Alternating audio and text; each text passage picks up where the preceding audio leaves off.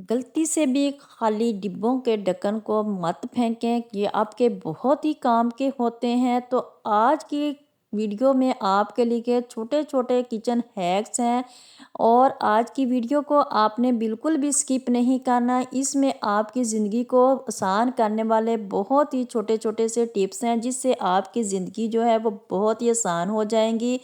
तो आज की वीडियो में ऐसे टिप्स और आइडियाज़ हैं जो आपके तमाम मुश्किल से मुश्किल काम जो है वो आसान कर देंगे, ना सिर्फ आसान करेंगी बल्कि आपका लाइफस्टाइल भी बदल देंगे। अस्सलाम वालेकुम, कैसे हैं आप सब? जहाँ रहें खुश रहें, आबाद रहें। तो जिस तरह सर्दियों का मौसम आ गया है तो इस तरह पाँव में एलर्जी वगैरह हो जाती है, पाँव की उंगलियां भी स्वेलिंग शुरू हो जाती है और हाथों की उंगलियों में भी। तो इस तरह से ये बहुत ही मुश्किल मरहला होता है। आपने क्या करना है कि शलजम जो होते हैं इस तरह से उनको आप जब भी बॉयल करें तो उनका पानी आपने ज़ाया नहीं करना। तो जब आप हम पकाते हैं तो इनमें कड़वाहट भी होती है, तो हम पानी तो हमें निकालना ही होता है, तो पानी को हमें ज़ाया नहीं करना चाहिए।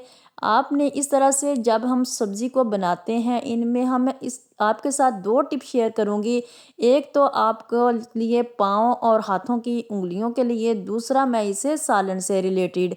तो इस तरह से आपने बॉयल करने के बाद इस पानी को आपने फेंकना नहीं है। इसमें आपने 1 चम्मच नमक जो है वो इसमें ऐड कर लेना है। जब ये पानी ठंडा हो जाए, गर्म पानी नहीं रखना आपने, नीम गर्म पानी जो हो तो इसमें आपने नमक ऐड कर लेना है। नमक ऐड करने के बाद फिर आपने इसमें अपने पाँव जो हैं वो डिप कर लेने हैं। तो इस तरह से आपके पाँव की जितनी मर्ज़ी उँगलियाँ जो हैं वो मोटी हुई हों या सूजी हुई हों, तो इससे आपकी उँगलियाँ जो हैं वो ठीक हो जाएँगी और आपके पाँव पे जितनी भी स्वेलिंग वग़ैरह होगी वो सारी ठीक हो जाएँगी। पाँव को आपने तकरीबन 10 मिनट तक इसके अंदर रखना है। इस तरह से आपके पाँव जो हैं वो बिल्कुल ठीक हो जाएँगे, इन पे दोबारा जो है वो एलर्जी नहीं होगी, क्योंकि ये कोल्ड एलर्जी जो होती है ये बहुत ही तकलीफ़देह होती है।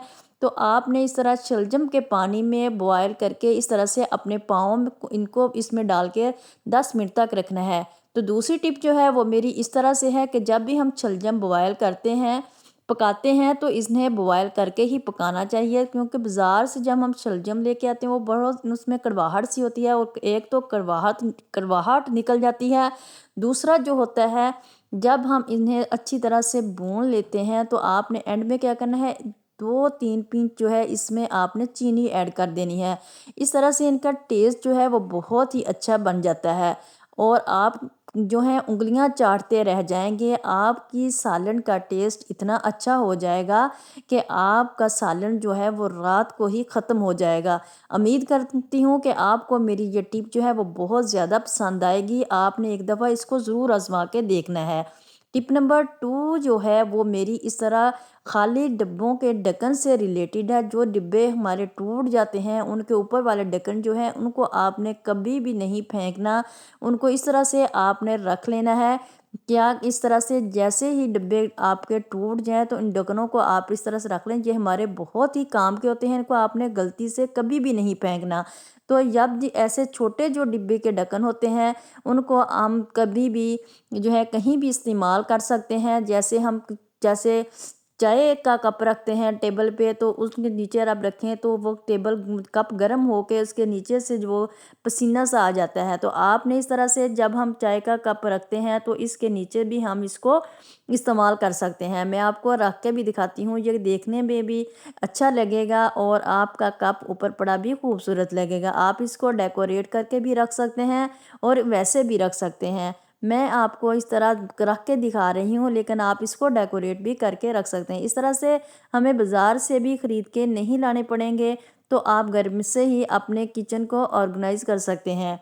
तो इस तरह के खाली डिब्बों के ढक्कन जो हैं वो आपने बिल्कुल भी नहीं फेंकने। और बाकी आप इस तरह के जो डिब्बों के ढक्कन होते हैं आप इस तरह पानी के ऊपर दे के भी रख सकते हैं। जिस तरह गिलास में आप अपने पास पानी रखें रात को, तो उसके ऊपर भी दे के रख सकते हैं। फिर आपने क्या करना है कि इस तरह आपने कोई नुकीली चीज़ को गर्म कर लेना है और इस तरह इसमें सुराख कर लेने हैं। सुराख करने के बाद आपने इसके नीचे जो होते हैं, मैं आपको बताऊंगी कि आपने इसको क्या करना है। जितने इसमें ज़्यादा सुराख हो जाएंगे तो आपने इसको ऐसे तैयार करना है कि आप या जो होते हैं ना हमारे जिस तरह जो पेस्ट वाली होती हैं ढक्कन, तो वो ले लेने हैं, केचप वाले ले लेने हैं, वो मैं फेंकती नहीं हूँ, रख लेती हूँ। तो आपने ग्लू की मदद से इसके नीचे लगा लेने हैं और लगाने के बाद ये हमारी साबुनदानी जो है वो तैयार हो जाएगी। हम बर्तन धोने वाला साबुन जो है वो रखते हैं, तो बर्तन धोने के बाद वो उसमें थोड़ा-सा पानी जो रह जाता है, वो नरम हो जाता है और वो इस तरह से मेल्ट होना स्टार्ट हो जाता है।